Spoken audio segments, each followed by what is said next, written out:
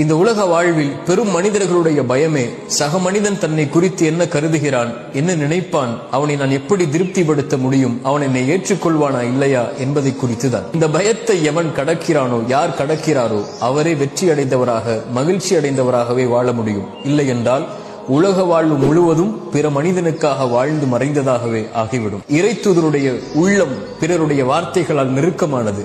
அல்லாஹ் கூறினான் அந்த இறைத்தூதருக்கு, நபியே, உங்களுடைய உள்ளம் அவர்களுடைய வார்த்தைகளால் நெருக்கமாவதை நான் அறிகிறேன். நீங்கள் அதை குறித்தெல்லாம் கவலைப்படாதீர்கள். அதற்கெல்லாம் நீங்கள் பதிலளிக்கவும் தேவையில்லை.